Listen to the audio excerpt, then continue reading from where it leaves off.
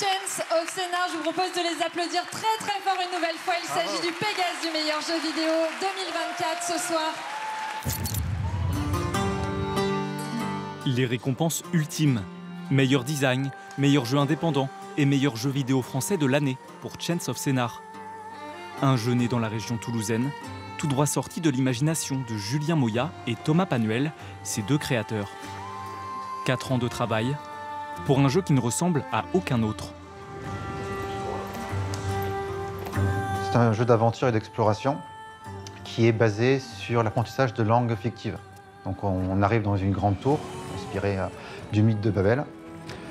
Et au fur et à mesure qu'on va gravir cette tour, on va franchir des étages et à chaque étage, on va rencontrer un nouveau peuple qui parle une langue différente.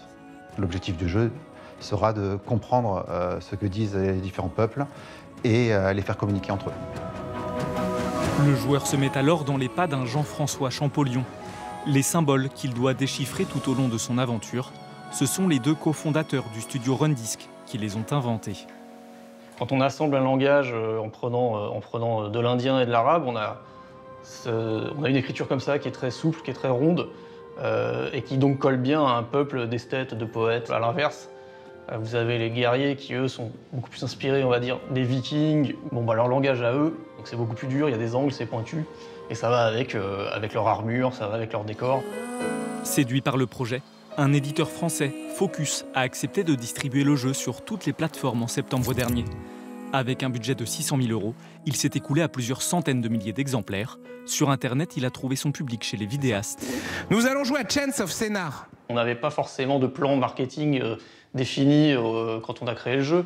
Mais on était là encore content que les streamers, effectivement, les influenceurs se sont saisis du jeu, se sont emparés du jeu et ont commencé à beaucoup en parler. Toi, on ne sait pas, va vers la porte. Les guerriers ont fermé la porte. Donc oui, c'est bien ça. Répétition du signe, c'est qu'il y en a plusieurs. La réponse, en fait, comme je disais, des médias français, notamment des influenceurs et des streamers français, a été vraiment énorme. Et ça nous a permis d'avoir beaucoup de visibilité assez rapidement, notamment en France. Et ensuite, plus tard, à l'international. De quoi faire changer de dimension le petit studio toulousain, avec des locaux flambant neufs et une équipe qui devrait s'agrandir.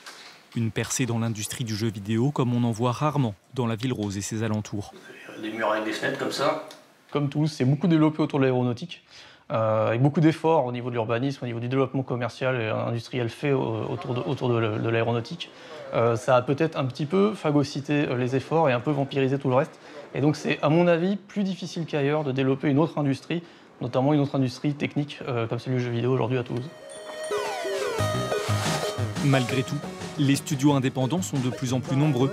Développeurs amateurs et professionnels se réunissent même en association, avec la volonté de créer une émulation et faire exister le jeu vidéo toulousain sur la scène française.